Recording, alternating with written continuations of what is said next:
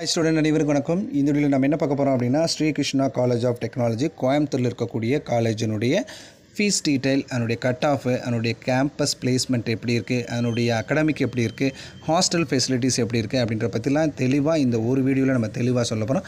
அதுக்கு முன்னாடி நம்ம சேனலை சப்ஸ்கிரைப் பண்ணாதவங்க சப்ஸ்கிரைப் பண்ணிக்கோங்க, மறக்காம பக்கத்தில் இருக்க பெல் ஐக்கானையும் கிளிக் பண்ணுங்கள். சரி, வாங்க வீடியோக்குள்ளே போகலாம். ஸோ நம்ம சேனலில் பார்த்துக்கிட்டிங்க அப்படின்னா கேரியர் கைடன்ஸ் சம்மந்தமாக இன்ஜினியரிங்காக இருக்கட்டும், வெட்னரியாக இருக்கட்டும், அக்ரியாக இருக்கட்டும், பேராமெடிக்கல் எல்லா கோர்சஸினுடைய கேரியர் கைடன்ஸ் நம்ம கொடுத்துக்கிட்டே இருக்கோம். ஸோ அது இல்லாமல் ஒவ்வொரு காலேஜினுடைய ரிவ்யூஸும் நம்ம போட்டுட்ருக்கோம். ஸோ இது அந்த கரண்ட் இயரில் படிக்கக்கூடிய ஸ்டூடெண்ட்ஸ்கிட்டருந்து ரிவ்யூஸ் கலெக்ட் பண்ணி போடுறது தான். ஸோ அதனால் கண்டிப்பாக இது வந்து கரெக்டாக இருக்கும். ஓகே, ஸோ ஃபஸ்ட்டு நம்ம அந்த காலேஜினுடைய இன்ஃப்ராஸ்ட்ரக்சரை பார்த்துருவோம். ஸோ இது வந்து ஸ்ரீ கிருஷ்ணா காலேஜ் ஆஃப் டெக்னாலஜினுடைய இன்ஃப்ராஸ்ட்ரக்சர்ஸ் தான். ஸோ இன்ஃப்ராஸ்ட்ரக்சர் நல்லாவே இருக்குது. ஓகே, அடுத்து பார்த்திங்கன்னா இது என்ன மாதிரி டைப் ஆஃப் காலேஜஸ் அப்படின்னா ப்ரைவேட் காலேஜஸ். நமக்கே தெரியும், கவர்மெண்ட் காலேஜஸ் வேறு, ப்ரைவேட் காலேஜஸ் வேறு. இந்த ப்ரைவேட் காலேஜஸில் பார்த்திங்கன்னா 60% ஆஃப் சீட் வந்து government quota TNEA online counselling மூலமாக ஃபில் பண்ணுவாங்க. 40% வந்து மேனேஜ்மெண்ட் கோட்டாவில் ஃபில் ஆகும். ஸோ நம்ம இந்த 60% போகிறதுக்கு பற்றி தான் நம்ம இந்த வீடியோவில் நம்ம தெளிவாக பேச போகிறோம். அடுத்து பார்த்திங்கன்னா இது வந்து 1985 இது வந்து ஓப்பன் பண்ணிட்டாங்க. ஸோ அந்த அளவுக்கு இது ஓல்டஸ்ட் காலேஜ் தான். ஓகேங்களா. அடுத்து NIRF ரேங்க் அப்படின்னு சொல்லுவோம். ஸோ இந்த NIRF ரேங்க் வந்து ஆல் இண்டியா லெவலில் இன்ஜினியரிங் காலேஜஸ் கொடுக்குறாங்க. ஸோ இதில் நம்ம தமிழ்நாட்டிலே ஒரு சில காலேஜஸ்க்கு மட்டும்தான் இந்த NIRF ரேங்க்கே இருக்குது. ஸோ அதில் நமக்கு வந்து இந்த ஸ்ரீ கிருஷ்ணா காலேஜும் நமக்கு கிடச்சிருக்கு வாங்கியிருக்காங்க. அதே மாதிரி இது வந்து ஏ கிரேட் காலேஜஸ். ஸோ ஏ கிரேட் காலேஜஸ் அப்படின்றது இந்த கிரேட் எப்படி வழங்குவாங்க அப்படின்னா அந்த காலேஜினுடைய ஃபேக்கல்ட்டியுடைய PhD எத்தனை பேர் பண்ணியிருக்காங்க, அவங்களுடைய ரிசர்ச் எக்ஸ்பீரியன்ஸ் எப்படி இருக்குது, அதே மாதிரி ஸ்டூடெண்ட்ஸுடைய பாஸ் அவுட் எப்படி இருக்குது, இதெல்லாம் பேஸ் பண்ணி தான் இந்த கிரேடு கொடுப்பாங்க. ஸோ ஏ கிரேடு அப்படின்றது ஒரு பெஸ்ட் காலேஜுக்கான ஒரு கிரேடு தான். ஓகேங்களா. ஸோ அடுத்து பார்த்திங்கன்னா அட்டானமஸ்னாலே உங்களுக்கு ஈஸியாக தெரியும்.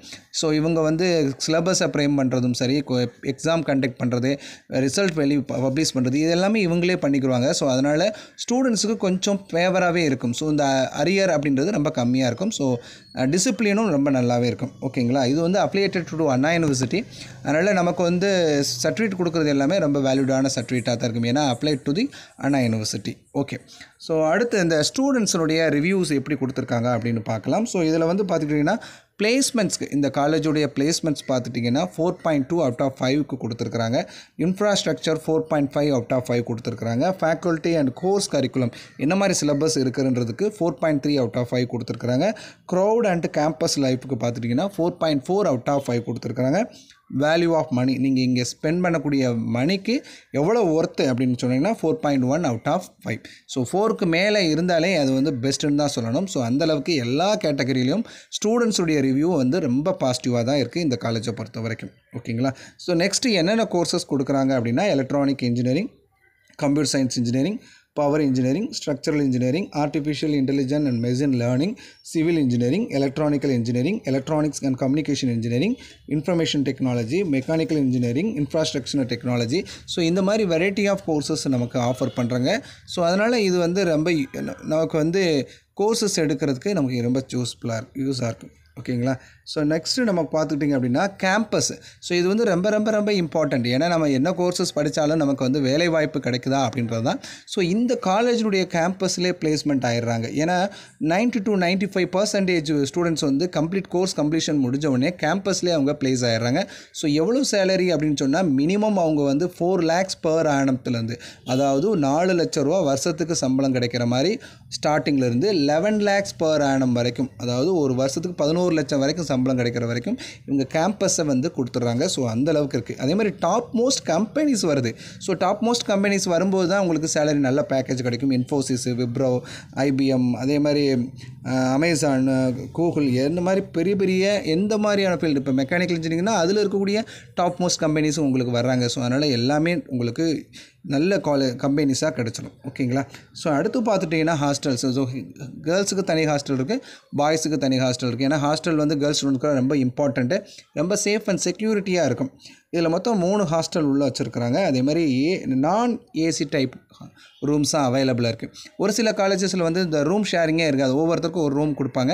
ஸோ அப்போ இருக்கும்போது ஃபீஸ் அதிகமாக வரும். பட் இங்கே 4 ரூம், ஒரு ரூமை வந்து 4 பேரும் அல்லது 2 பேர் ஷேர் பண்ணிக்கிற மாதிரியான ரூம்ஸ் அவைலபிளாக இருக்குது. அதனால் ஃபீஸ் வந்து ரொம்ப கம்மியாக இருக்கும். ஸோ நெக்ஸ்ட்டு பார்த்திங்கன்னா ஃபர்னிச்சர் அவங்களே கொடுத்துருவாங்க.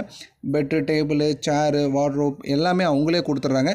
அதனால் நீங்கள் சில பொருட்களை அங்கே வாங்க வேண்டிய அவசியம் இருக்காது. அடுத்து பார்த்திங்கன்னா அதர் ஃபெசிலிட்டிஸை பொறுத்துட்டிங்கன்னா எலக்ட்ரிசிட்டி பேக்கப், அதாவது நீங்கள் பவர் கட் ஆனால் கூட உங்களுக்கு ஜெனரேட்டர் மூலமாக பவர் சப்ளை எப்பயுமே இருக்கும். அடுத்து வைஃபை இன்டர்நெட் இருக்குது. அடுத்து பார்த்திங்கன்னா ஜிம், கேர்ள்ஸுக்கு தனியாக பாய்ஸ் தனியாக அந்தந்த ஹாஸ்டலுக்குள்ளேயே ஜிம் இருக்குது. இந்த ஹாஸ்டல் வந்து காலேஜோட கேம்பஸ்க்குள்ளே இருக்குது. அதனால் நீங்கள் வந்து வெளியே அலையணும்னு அவசியம் இருக்காது. அதே மாதிரி ஷாப்ஸ், ஸோ நீங்கள் சில கேர்ள்ஸ் ஸ்டூடெண்ட்ஸ்க்குலாம் உங்களுக்கு ஒரு பொருள் வாங்கணும்னா நீங்கள் சோப்போ வேறு எதுவுமே வாங்கணும்னா வெளியே போகணும்னு அவசியம் இல்லை. நமக்கு உள்ளேயே ஷாப்ஸ் வச்சுருக்கனால ஸோ நீங்கள் எப்போ வேணாலும் அதை நீங்கள் உள்ளே வாங்கிக்கலாம். ஸோ இது ஒரு கேர்ள்ஸ் ஸ்டூடெண்ட்ஸ்க்கு வந்து ரொம்ப செக்யூரிட்டியான ஒன்று. அடுத்து பார்த்திங்கன்னா பாய்ஸை பொறுத்த வரைக்கும் 5 ஹாஸ்டல்ஸ் இருக்குது. ஹாஸ்டல்ஸ் 5ன்றது என்னென்னா 5 பிளாக்ஸ், இந்த ஃபஸ்ட் இயர் செகண்ட் இயர் இந்த மாதிரி இது பிரித்து வச்சுருப்பாங்க. அடுத்து பார்த்திங்கன்னா இட் இஸ் நான் ஏசி டைப் தான் இது. கேர்ள்ஸ் ஸ்டூடெண்ட்க்கு நம்ம என்னென்ன ஃபெசிலிட்டிஸ்லாம் இருக்கோ அதே தான் பாய்ஸ் ஸ்டூடெண்ட்ஸுக்கு இருக்குது. எஸ்பெஷலி ஜிம்மு நல்லாவே இருக்குது. ஓகேங்களா? ஸோ நெக்ஸ்ட்டு பார்த்துக்கிட்டிங்கன்னா என்னுடைய ஃபீஸ் எப்படி இருக்கும் அப்படின்னு நான் எல்லா வீடியோவிலும் உங்களுக்கு சொல்கிறது தான். ஒரு இன்ஜினியரிங் காலேஜ் நீங்கள் ப்ரைவேட் காலேஜில் போனாலே மேக்ஸிமம் எவ்வளோ வரும்னா 3 to 4 lakhs நீங்கள் ஹாஸ்டல் சாப்பாடு எல்லாம் சேர்த்து நீங்கள் டியூஷன் ஃபீஸ் எல்லாமே சேர்த்து 3 to 4 lakhs வரும். இதில் டே ஸ்காலர்ஸும் இருக்கும். ஸோ டே ஸ்காலர்ஸ்க்கு வந்து பார்த்திங்கன்னா இந்த பஸ்ஸோட ஃபீஸ் மட்டும்தான் இருக்கும். அவங்களுக்கு வந்து ஹாஸ்டல் ஃபீஸ் கிடையாது. ஸோ இதில் வந்து 3 to 4 lakhs வரைக்கும் வரலாம். பட் இந்த 3 to 4 lakhs இங்கே ஸ்பெண்ட் பண்ணால் கூட அது ஒர்த்துன்னே சொல்லலாம். டியூஷன் ஃபீஸை பொறுத்த வரைக்கும் 1.5 lakhsலேருந்து 2 lakhs வரைக்கும் வரலாம். ஸோ நீங்கள் இதில் என்ன அப்படின்னு சொன்னால் இது வந்து கோர்ஸை பொறுத்து வேரி ஆகலாம். அடுத்து பார்த்திங்கன்னா ஹாஸ்டல் ஃபீஸை பொறுத்த வரைக்கும் 1 lakhலேருந்து 1.3 lakhs வரைக்கும் வரலாம். ஸோ அது நீங்கள் அடுத்து நம்ம பார்க்க போகிறது என்ன அப்படின்னா என்னுடைய கட் ஆஃப் ரொம்ப முக்கியமானது 2023 கட் ஆஃபு. இதில் வந்து ஓசிக்கு வந்து பார்த்திங்கன்னா 189லேருந்து 192 வரைக்கும் அதனுடைய கட் ஆஃப் இருக்குது ஓசிக்கு. இது வந்து கோர்ஸை பொறுத்து வேரி ஆகலாம். அதே மாதிரி உங்களுக்கு வந்து இன்னொரு விஷயம் என்ன அப்படின்னு சொன்னால் இயர் வந்து 2023 இருந்த மாதிரியே 2024 இருக்கும்னு சொல்ல முடியாது. பிசிக்கு வந்து 186லேருந்து 189 வரைக்கும் இருக்குது.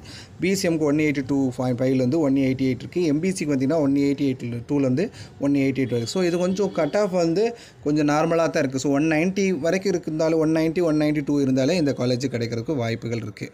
ஓகேங்களா? ஸோ இந்த ரிவ்யூ எப்படி இருந்துச்சுன்னு லைக் பண்ணுங்கள். இதே மாதிரி வேறு காலேஜஸினுடைய ரிவ்யூ வேணும்னா கமெண்ட் பாக்ஸில் தெரியுங்க. தேங்க்யூ.